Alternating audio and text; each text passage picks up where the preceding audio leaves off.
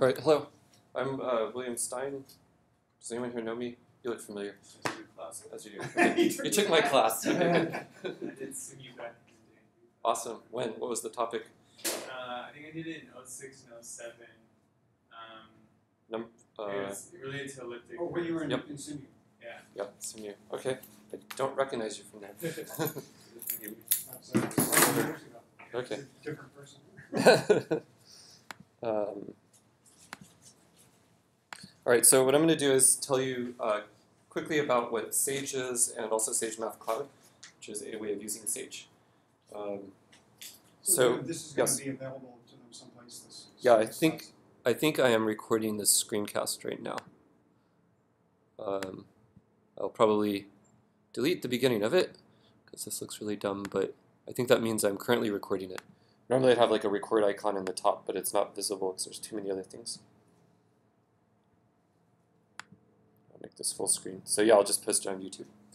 All right, so now let me start again. So I'm going to tell you about what Sage is very briefly and show you a quick demo of SageMathCloud, which is something that you may find useful if you're doing anything computational or if you're writing LaTeX or something this summer. First, have any of you heard of Sage before? Have you guys used it at all? Yeah? A little bit? Okay, a lot? Nope. Okay, good. So I'll tell you what Sage is. It's an open source math software program, which I started in 2004 and has had a lot of development since then. And it's very strong in combinatorics and in number theory and many other areas. To give you a sense of the breadth of development, here's a website called track.sagemath.org, which is where we organize our development. And just to give you a sense of the people involved, here's a list of developers who have made accounts on Track over the last few years. So it's just lots of mathematicians from all over, and the list is pretty long. Most of these people have contributed code that has been included in Sage. And in a typical release of Sage, there'll be over 100 distinct contributors. So it's kind of like, you can kind of think of Sage as being a little bit like a journal, except you submit code, like actual useful programs rather than articles.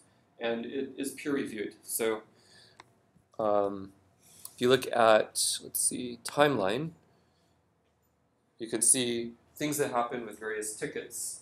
And since you guys sometimes do things related to graph theory, I'll click on this one. So this is a ticket to deprecate something called hypergraph in favor of something called incidence structure. So it's something related to graph theory and combinatorics. And there's a description of what's being done. There's presumably some code somewhere, and then there's a long discussion that goes back and forth. And this one apparently ended with this person not caring about something and getting annoyed. I don't know what happened there. But the ticket is, I don't know, there's activity on the ticket. So there's a lot of discussion. And since there's so many people using the system and involved with development, there can be some pretty contentious debate about how it should change or improve in many cases. But the cool thing is that at least, like a journal, everything that goes into this is peer-reviewed. So other people look at it, make sure they like how it's written. And if you want to write something that other people might use, maybe a lot of other people, one way is to get it into Sage. And it's a little better than some ways of publishing code because it is actually peer-reviewed. So it has a little more weight. The other interesting thing is all the peer review process is completely public, unlike what you see with journals. Like, you know exactly what everyone thinks along the way. And if you're wondering what peer review involves with Sage, you just look and you can see the process as it's happened every time ever. It's all archived there, which is completely standard and common in open source software development. That's how it all works, that it's always public, or mostly public, hopefully. So that's just a quick background about Sage. Functionality-wise, probably, I don't know, clicking on the reference manual will give you a sense of the scope of Sage. So there's a lot of documentation, various tutorials that cover different areas of mathematics. So overall introduction to Sage, information about calculus, abstract algebra, number theory, combinatorics, algebraic combinatorics, etc. And there's also this daunting reference manual. So looks kind of short here, but if you grab the PDF, it's like 8,000 pages of stuff, so it's very, very big. So I'll just click on, I don't know, number theory, for example. So you can see there are a whole bunch of different topics in number theory right here. And let's try graph theory. So graph theory, there's various topics about different types of graphs and functionality for working with those graphs. So you have a lot of functionality. Sage's graph theory, for example, builds on a library called NetworkX, which is a popular Python library for graph theory. But then we've added a lot more just to make it more generally useful and implemented highly non-trivial algorithms and so on that go beyond what NetworkX does. And then because Sage is really very broad and has all this stuff in algebraic combinatorics and all these other areas, there's lots of connections between the graph theory functionality in linear algebra and combinatorics. So it's just kind of, it can be very daunting, but it is very powerful if you're willing to look. So Sage is really, really big. Okay, so that's an overview of what Sage is. Architecturally, it is a GPL open source project. It really, technically you can think of Sage as Python with a very big library. So if you're familiar with programming in Python, then you can program in Sage. It's just a matter of reading the documentation to find what functionality you need that's hopefully already written for Sage. And if you want to use Sage and you start looking at it and you find the code really hard to read and you don't know what to do, just stop for a minute, go read the tutorial on Python, and then come back. That will help immensely because it's really a prerequisite to know some Python. It's also enormously helpful to know a little bit of abstract algebra, which really throws off a lot of engineering type people that run into Sage. But won't throw off any of you, because as math majors, you probably have run into groups, rings, and fields. But it is, we just kind of, when we're implementing it, we just very often assume people know what groups, rings, and fields are. And then if you look at the support stuff you get online, people don't actually all know what groups, rings, and fields are, as it turns out. So that's been a problem. Okay, now I'm going to show you SageMathCloud, which is a way of using Sage online. So SageMathCloud, literally what it is a bunch of computers in the basement of this building, and then 7 of them, and then a bunch of computers on the Ave. Do you know where the Wells Fargo building is on the Ave? It's on that corner, underground, there's a data center, which has like guards and locked doors, card access and passcodes, cameras everywhere, and it has a massive room that's just one battery, like a huge battery room. And then if the batteries run out, they have a fuel, like a place where they stockpile large amounts of fuel for some reason. And so they can run the data center for 30 days, even if we lose all power. So it's a pretty neat data center that just happens to be underneath Wells Fargo. So that's another part of SageMathCloud. And then a third part of it is a bunch of machines that are currently running in various places at Google. I'm just going to click on the web management console for Google Compute Engine for SageMathCloud so you can see that. So these are various machines that are running in data centers like on the East Coast and in Europe and so on. And so Google graciously gave me some amount of credit so I could run a lot of computers on their infrastructure.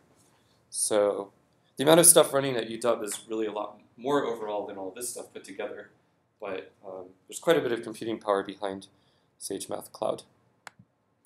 Okay, so now I'll show you how to actually use it.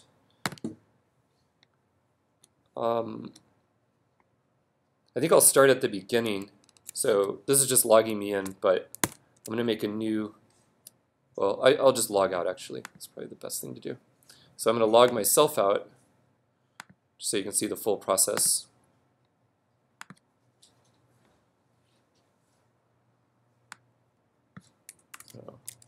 Well, that should fail because I just logged out.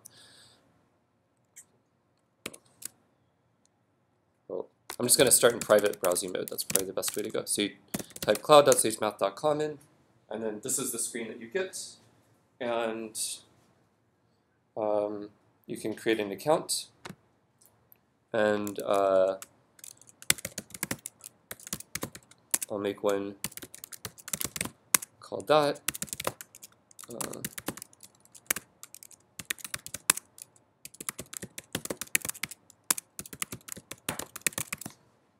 So you click various things, you just make an account in the standard way, and it'll complain if you don't agree to the terms, which you might want to click on and read, and then create the account. And then in a moment, you have an account and you're logged in. Okay, once you have an account, you can then do a couple of things. You have account settings, which you can see here. I'm just zooming out a little so that everything is visible. There's your name. You can change your password, reset your password. There are various properties of the command line terminal. So within SageMathCloud, when you create a new project, what you're getting is an account on a Linux machine somewhere. And it has a command line terminal. If you don't like the font, you can change it here. If you don't like, and so I'll do that, I'll make it Droid Sans Mono. Say. Actually, this mono space is much better. You can change the color scheme, so maybe like Solarize light instead of the default white background, etc. And the default font size. And then there are a whole bunch of settings related to the editor, like whether or not it deletes white space at the end, whether it shows line numbers, whether it automatically wraps lines or just kind of lets them go off to the side. There's a whole bunch of convenience things. You can also set themes there as far as what the colors look like. There are various keyboard bindings, Sublime, Vim, and Emacs, and then just standard, etc. And then one setting is confirm, always ask for confirmation before closing the browser. There are various things you can do, your fingers might want to do depending on your background, that will cause your window to close. And if you click that box, it will always ask you, are you sure you really want to exit? And so it's off by default, but I'll turn it on. Okay, so those are some settings. I'll save them. There's also some help over here on the left. This says, first, if you have any trouble at all, just email me personally. So just do it. Don't hesitate. Email me. That's my email address. And I should make this bigger because it's microscopic. There's an ask. This is similar to Stack Overflow. It's a site where you can quickly ask questions about anything, including anything related to Sage, and then people will answer your questions. So you can see these. A newsletter. Yeah, well, I mean, a lot of these overflows, Yep. changes, you can get a weekly newsletter from. I don't know whether this has that, but I wouldn't be surprised sometimes it's hard because it's to very find. similar. Yeah, I don't know. Good question. But it's an extremely active site that gets used a lot, and yeah. Okay, so there's that. There's a mailing list. So if you click there, you can join the mailing list. It's a good place to ask questions, and they get answered very quickly, specifically about SageMathCloud. We also have mailing lists There's for the general newsletter Sage. link on there. Oh yeah, I never really send a newsletter. I don't know, I think I sent one once. That's a problem. So there is a mailing list that's for a newsletter, but I'm not really a newsletter type, so I do post on a blog frequently though. There's extra help. There's an extremely useful FAQ about SageMathCloud at GitHub. So if you click there, you get the FAQ. These are the questions that people asked frequently. I think these are extremely useful to look at. They answer most questions people have. And if they don't, you ask, and then it'll get added there. So there's an issue tracker with lots of bugs and features that we're thinking about, and a few other things. There's also an overall status of the cluster. This is interesting if you're interested in statistics. So this tells you how many people, how many browsers are currently connected, how many projects are being actively modified, meaning some file was edited in the last 2 minutes, how many accounts there are overall, how many projects have been created, the growth. If you click here, it gives you lots of tables that show the usage of the system during the last day, last month, etc., and some other information. Okay, so that's that, and now let me give you a demo of actually creating a project and using it. So if you click on New Project, you can then create a project. So I'll call this My Demo Project, and then you can give it a description. This is really interesting. You can change the title and description at any time. You can just put total nonsense there. There's no reason to not just change it, so don't worry too much about what you put there. Then you click Create Project, and in the time that I just clicked that, it created a new project, which I can then click on to open. The first time you open it, it takes a little while because it has to copy a bunch of files in place for running certain back-end software. So it's now creating the project. Okay, that's now done. And now, what do I have? So this is a SageMathCloud project.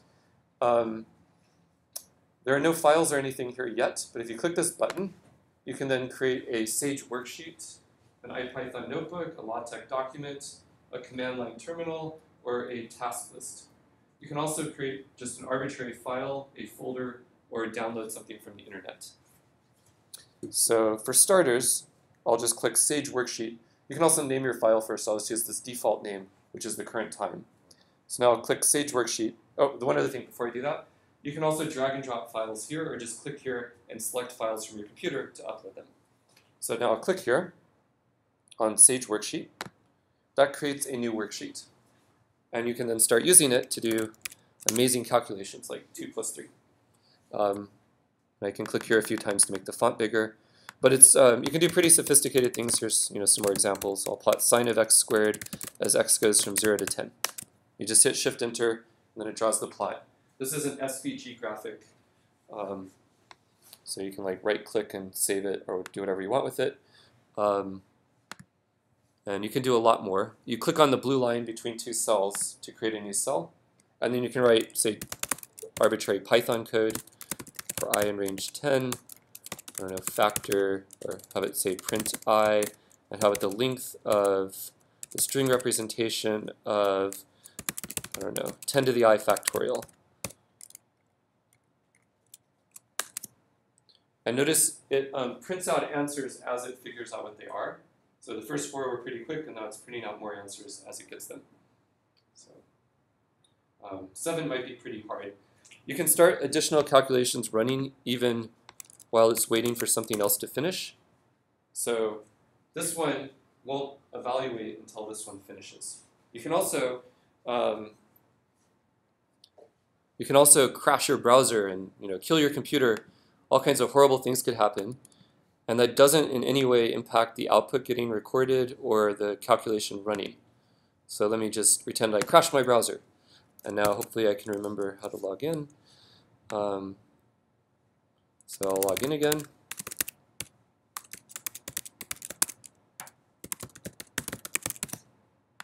Normally you'll remember your password, or your login credentials, not your actual password. It's not remembering that because I'm using private browsing mode. That's the reason. Okay, now when I click on this, you'll notice the file's still there, and it's actually still running exactly how I left it. So that's nice. That said, let me point one thing out that's important to keep in mind. So under settings, there's quota. When you create a SageMathCloud project, it has certain quotas. You get in each project, and you can make, well, right now you can make unbounded number of projects, but please don't sit there and click the button a lot, like that Bitcoin miner did the other day. So you can make, each project has 5 gigabytes of disk space, and it's compressed. So if you upload a 1 gigabyte file and it compresses down to 500, it only uses up 500 of your quota. Everything's transparently compressed automatically. You also get 15 gigabytes of scratch. You get 1 core, 8 gigs of RAM, and if you don't edit anything, so like you start some calculation running, and it's just sitting there running, you close your computer and you come back the next day, if you don't do anything, after 3 hours it actually kills everything running in the project. So that would be really bad if you're doing some research in here, because you start things running and it just gets killed. You get 1 CPU, and by default you can't access everything in the outside network. You can access some things like GitHub and a couple of other sites, but you can't access every possible site. That said, if you want to use SageMathCloud for some work in this REU or something, just email me, tell me you're involved in REU. I'll remove the timeout, so it's infinity. I'll happily replace network access false by true, etc. Or if you need more disk space or something, just let me know. It's really, really easy for me to do that. Just email me, I run a command, and then things get lifted. Okay. And see, 6 finished, by the way, and 7 still running. If you want to stop something, you can click the stop button, and then it will stop a particular calculation running and try the next one that's there. And by the way, this is not a good way to compute the number of digits of n factorial. Does anybody know a better way of approaching that problem? Logarithms, probably. Yep. Yeah. Exactly. Yes. As Stirling's formula will tell you, an approximation to n factorial, good enough to give you the number of digits very easily. It'll actually tell you approximation to the log of n factorial. and that's all you want, really. So you guys are very sharp. Much sharper than I was when I tried to run this for a long time. Is starting a command? Can you do that? I don't think so. You have to write- Actually. you I have don't to know. write the format. I have no idea, honestly. So I just killed that. 3 plus 4 automatically ran still. It interrupted one thing and then ran the next. Let's see, Sterling. Sterling number 1 and 2. I have no idea what those are. But in Sage, you can type question mark and hit enter, and then it gives you the documentation. So you can create Sterling numbers, but that's some like permutations that are some completely unrelated thing. So there's also, I should show you something about graphs, but before I do that, let me show you some more SageMathCloud functionality. So not only can you edit Sage files, you can really edit any type of file at all, like foo.c. Just type that, hit enter, and now you have a C file, and it'll do nice syntax highlighting. So that's proper syntax highlighting. It will auto-indent correctly, etc. for C programs. And you can even do things like, I think you can, I'm just typing random stuff, but you can kind of mess up the indentation. And I think you can just highlight the whole thing and hit the magic wand, and then it fixes it. So you can, it has like nice little convenient stuff. And it's not just for C programs, it's for most programming languages. So there's a huge list of things that are supported. So, and if you are programming in some language and it isn't correctly syntax highlighting, just let me know and I'll make sure it gets added quickly. So you can write sophisticated programs, but then how do you run them? How would you build? Well, let me make an actual program. This is a really bad one. I'll make a really bad program that at least will compile. Okay, I think that, except I have to.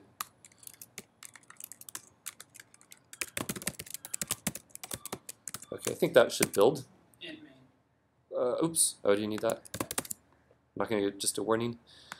Maybe I should put a void if I'm going to put the. Okay, so now another new thing you can do is terminal. What that does is gives you a full command line terminal, which if you've ever used Linux or the terminal in OS 10, you might be familiar with it. My experience with most random undergrads is they're not, but you're not most random undergrads, so I don't know. Do any of you know the command line terminal? At least 2 people in here do. Therefore, all of you do, because you just talk to them. But you can do a lot of things here, like you can type gcc foo.c.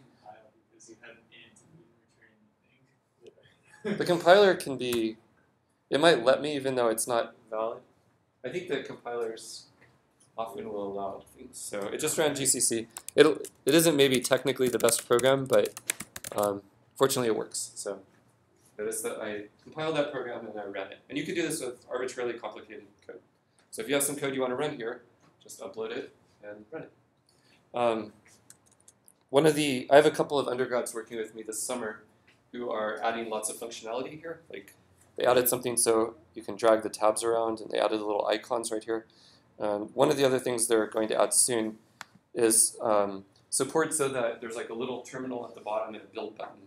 And so you can just click a button and it builds things automatically and runs it, more like a standard IDE. So that's on their to-do list. But by the way, there is a terminal which is nice to have. You can use it. You can, if I put enough input in there, you get a scroll back buffer, and so you can scroll back and copy and paste and standard terminal things.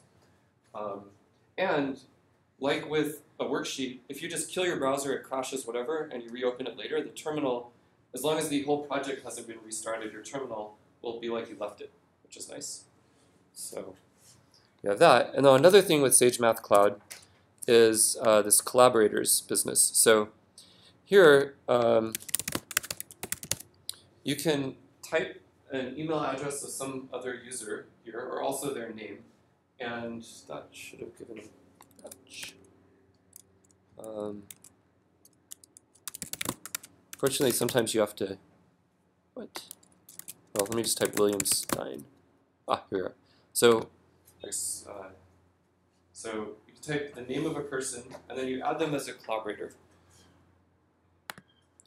And what I just did was added my other account, the one I normally use, not this demo one I set up just now, to this project. And now if I log in with my normal account, then I'll have full access to this project. I can use the same worksheets, terminals, etc. So let me show you that.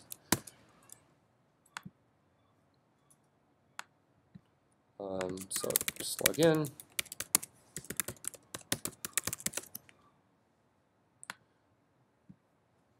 And now I have, of course, hundreds of projects.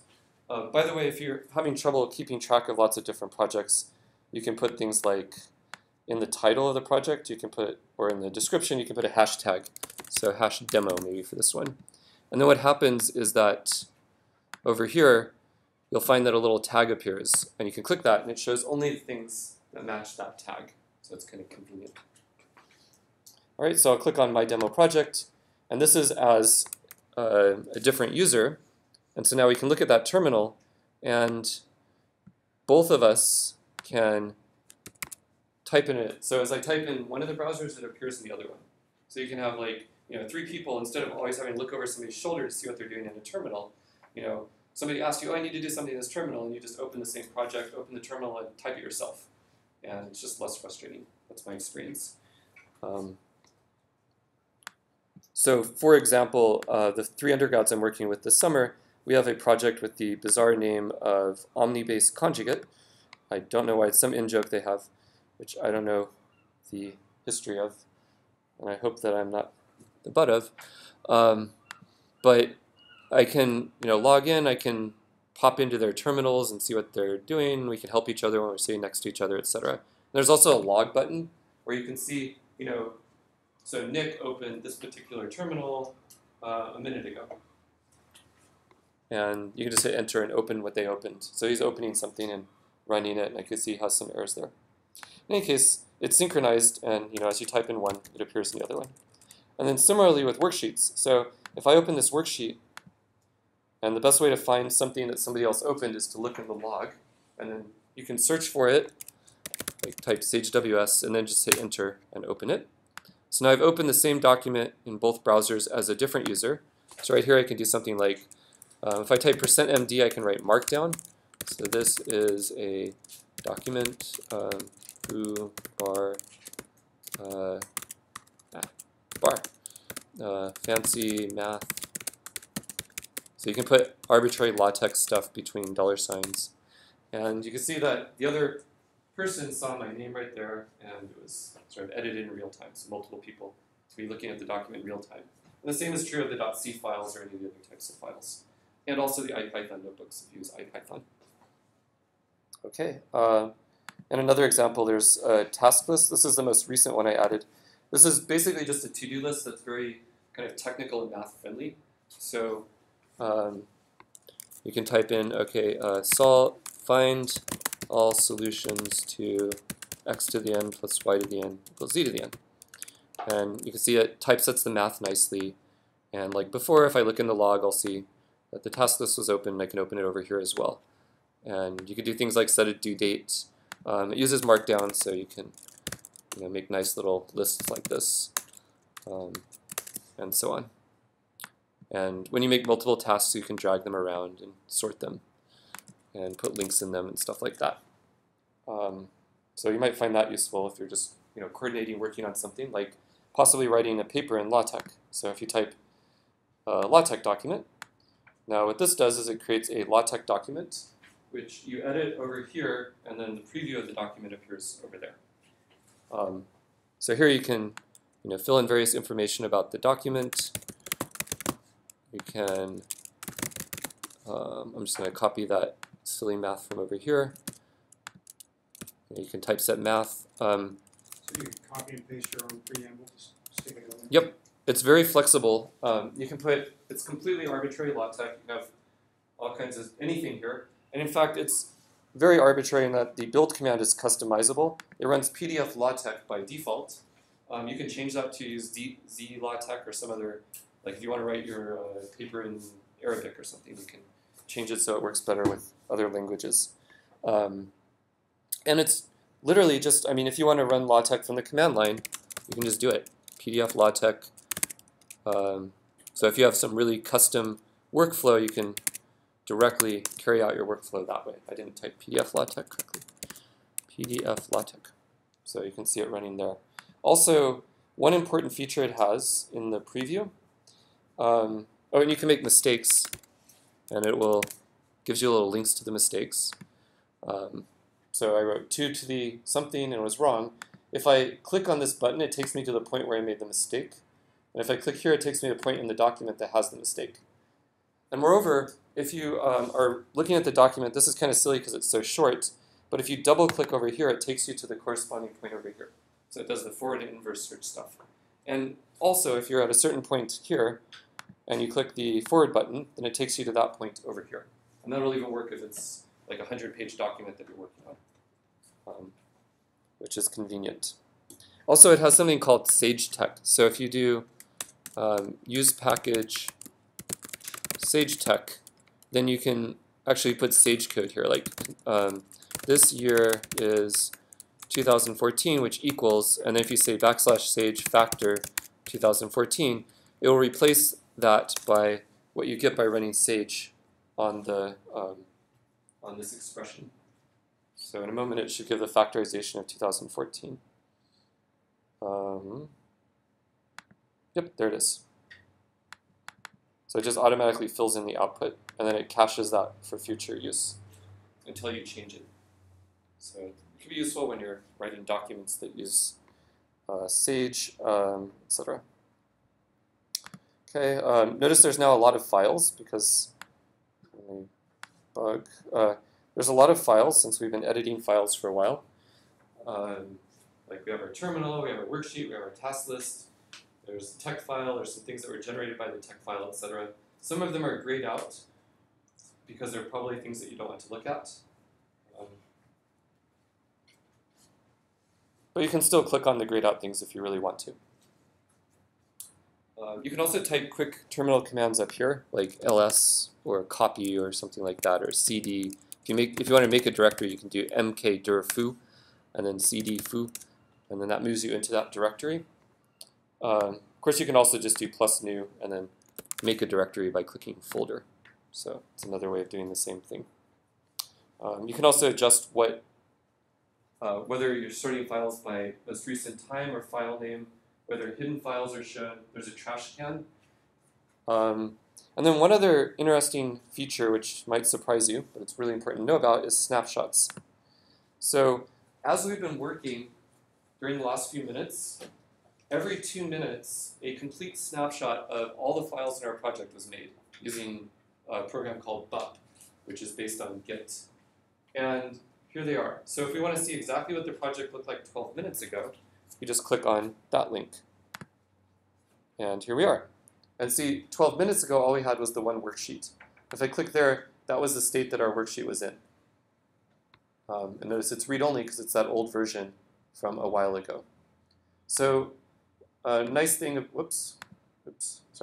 nice thing is that snapshots, which you get to by clicking Files and then Snapshots, are saved of everything you do. And there's no way to delete the old snapshots. So if you're collaborating with other people on the project, like the other me is really stupid and annoying and goes over here and deletes some critical thing. I delete the tech file. Oh no, it's gone. It's actually in the trash, but maybe I empty the trash. So now it's really gone. Never fear, it's probably in a snapshot because snapshots are made so frequently. And not only are there those snapshots, so those snapshots are guaranteed to be available even if your project gets moved from one host to another due to maintenance or other issues.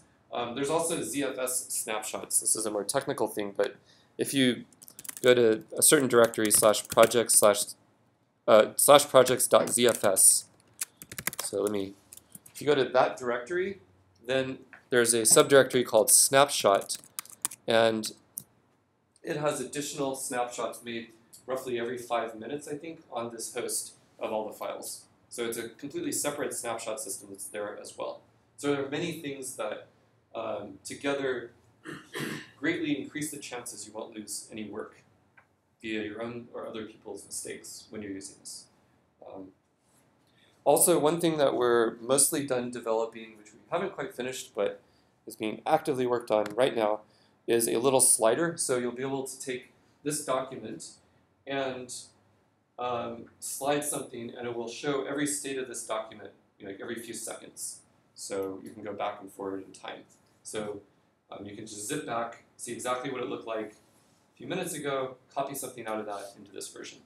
And the reason that can work is because the way the synchronization works, where this viewer and some other viewer are seeing the same thing, basically the state, every time you type a couple of characters, it gets sent back and forth to a backend server, and you can turn on something to record that, and then use that information to provide a very detailed history of any given document. So it isn't there now, but it should be written in the next few days. John Lee's working on that. Okay, I think I've showed you pretty much everything. Oh, one other key feature is that there's a chat. So hi there. It's just to the right of most documents. Not everything yet, but soon it'll be to the right of everything. So now somebody else who's looking at the same document, the Sage worksheet, they'll see this chat right here. And the chat works with math, so you can say consider x to the power of pi. And see that it's typeset right there. So everything's very math friendly that way. So that's the chat. Let's see what else. There's a search. There's settings, which I already showed you. Add collaborators. And that's it. I've now showed you pretty much everything with SageMathCloud from the user's point of view. Any questions? How old is this book? I started seriously writing it in March of 2013, so it's just over a year old. So it's pretty new. Sage is very old. Sage has been around since 2005, really. I named that in January 2005. But SageMathCloud is just over 1 year old. And Matthew and Alan used it last summer. yeah, and it was really rough last summer, right? Yeah, kind of. I mean, it's still really functional though. Yeah. I mean, once you get into it, you get work done. But it's been polished a lot in the last year. But a lot of the polish is things that you hopefully will never notice. Like there's a huge amount of work so that when a computer breaks, you can continue working, basically. I care a lot about that. So it's very hard to lose work. Whereas when I first launched it in April last year, it was running in one virtual machine on the Mac Pro in my desk. And it was just, a bunch of people used it at once, it would just die. So it wasn't very robust. Now it's a lot better. So yeah, it's pretty new. We make Yes? LaTeX documents on this, so how do we get them back to? That's a good question. So when you're looking at a document like that tech file I deleted, and then deleted in the trash, so I need to copy it back from the, I'll just get the Sage worksheet rather than the tech document. So if you click, notice there's a little download button right there. So one way to get data out of here is to click download, and then, click the button and click download. And then what will happen is the file will download to your computer. So that's one way. But you made the document, and isn't it mixed in with a bunch of other stuff that you were talking about? Yeah, so that was the Sage worksheet, which I just downloaded. Yeah, so If we want to get the LaTeX document, that's what I was asking. I need to recover it from the snapshots because I deleted it to illustrate that it could be recovered, and then I never showed you that. So I'll copy it back to my home directory. So now I've copied it back out, so it should now be there. And there it is at the bottom. So there's the tech document, and I don't know, guess that should be an and. Just want to do something with it. So there's a couple of things. If you just want to get the PDF, well, actually, if you just want to download the PDF, there's a button right here, download the PDF. So you click that and it gives you the PDF. If you want to get the tech file itself, That's what I was asking. yeah, it's exactly the same. You click here and then click download. And then the tech file is now on your desktop or in your downloads folder. Another thing, if you want to get all the files in an entire project, one thing you could do, right now as of today, there's no button that just downloads the entire project. There will be, I just haven't implemented it yet. But what you can do is, you can type a command in the terminal to create a zip file or a tarball of all the contents and then download that. Another thing you can do is you can use a site such as Bitbucket or GitHub and create a repository with the files that you care about here and then push your code to that repository and then pull from it. So that's another option. So what would happen, I do that frequently, where I have a bunch of code in a project and I'm pushing and pulling it between my project and GitHub. So it's a way to mirror it somewhere that's more publicly available. there's no, so if you take the link at the top right here, say you're looking at the tech file, I clicked on the wrong file, but if you click on the tech file, there's a link. You can copy it and paste it in an email, but the only people that will be able to open it are people that are collaborators with you on the project, namely whoever's listed right here under collaborators. So you can't just share this URL with anybody at all. There are spammers that think you can, because it's hard to tell that you can't share this content with everybody because there's a cookie in your browser that lets you look at it, but nobody else can look at it unless they're a collaborator. But when I've looked through projects that people have created, spammers have created spam pages and then put all their content in a project and then tried to share the link. And it doesn't work because only people who are collaborators in the project will be able to look at it. So for something like an REU, which is very much a use case for SageMathCloud that has inspired its development, you might want to make a project that all the people in the REU are collaborators on. And then you can easily just sort of share files that way. And you might also want to make some of your own projects for various things, but that's a good way that you can then share links with each other. And again, if you're having any issues with disk space or you want more compute power or whatever, just let me know. And obviously I'll add whatever you need to the project. You made a plot of sine x squared on that. Yes. Is it easy to include that plot in a LaTeX document? Yes.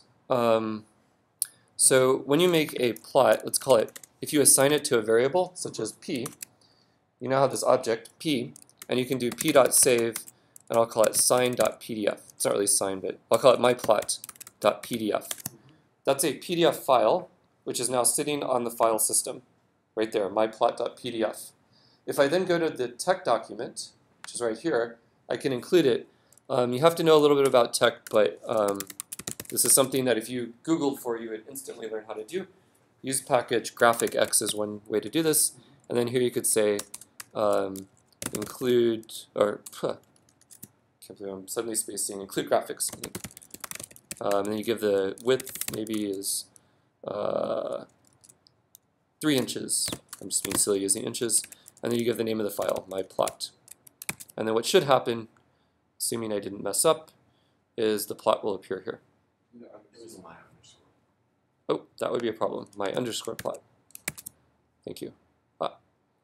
There it is. So, and this is a vector graphic. If you download this and zoom in a lot or whatever, it will be very good resolution. Okay, now that's the PDF.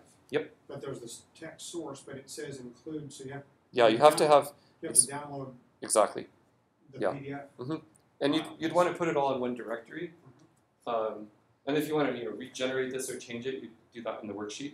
You can also make plots directly in here using SageTech if you want to. You don't have to, but there is a way of doing that. So you could put all that in one directory in Yep. Sage and then download Yep. the directory. Exactly. Yeah.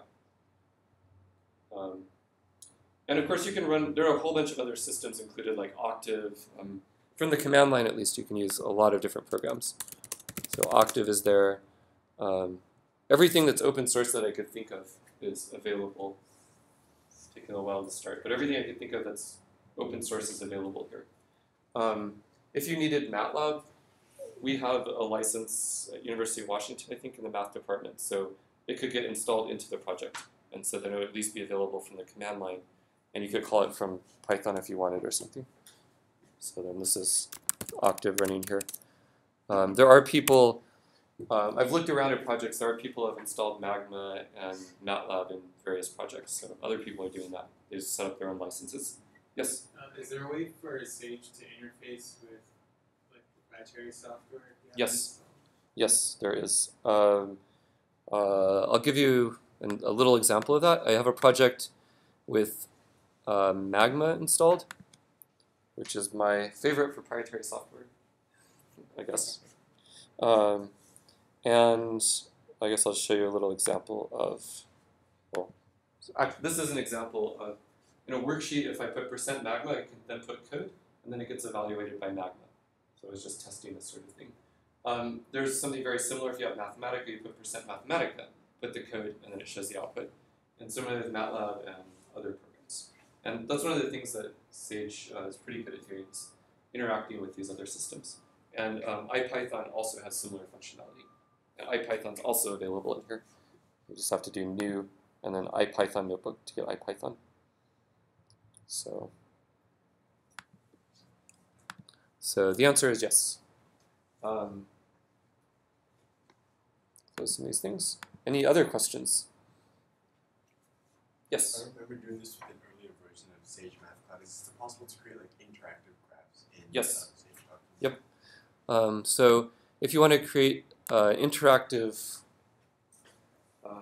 plots and other things, what you do is if you define a function, so I'll make this nice and big so you can see it. Let's say we want to make a plot of sine of x to the n, and we want to be able to drag a slider to change n. So what you do is you, let's make the slider go from 1 through, well, I'll make it so it's an integer between 1 and 20. So what you do is you define a function where the default value for the variable is the possibilities that you want for the control. And then inside of there you put the code, like that. And then before the function, you use the Python decorator at interact.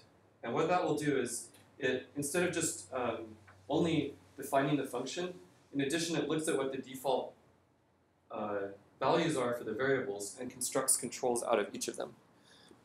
I put x to the n, but I meant to put sine of x to the n. Okay, and now when I evaluate this, it creates, okay, this is actually a drop down. For a slider, I have to change this to a Python generator. I have to put parentheses, but what? Oh, I deleted the wrong. Okay, so now it's a slider. And when I drag the slider and let go, it will then show a plot of sine of x to the n. And the basic thing to remember is just interact. If you type interact ? You'll get a whole bunch of examples of this. If you go to the SageMath wiki, so wiki.sagemath.org/interact, you'll find lots of examples of these interacts, some of which are very, very sophisticated. And there's a lot more than just sliders. Like, say we want to change the, want to change the color. So you could say CLR equals color. We'll make it default to red. And then right here we'll put color equals CLR. Okay, now when I run it, I get to choose a color as well. So let's say I really want the color to be, green. And then it changes it to green. Or yellow. And it changes it to yellow. And then you could add things like thickness, whether or not you want a grid, etc., etc. So it's really useful when you're like playing around with some parameters and you just want to see quickly what happens without having to constantly reevaluate some function. So again, this is what I typed.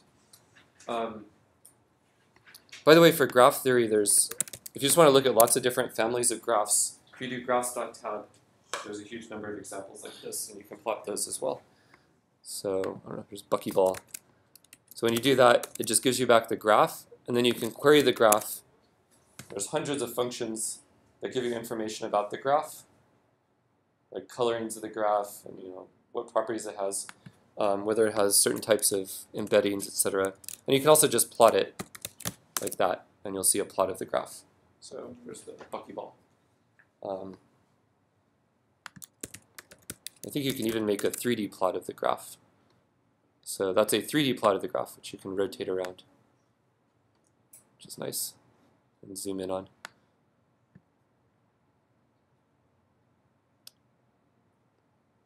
Okay. Right, so other questions? So again, interact ? We'll tell you all about that. Okay. Can you Right. send me the link to this so I can send it around? Yeah. So hopefully, when I click stop, well, I don't even know where to click stop. Jeez. Hopefully I can somehow lower the resolution, click stop, and then I will have a YouTube video in a matter of minutes. So.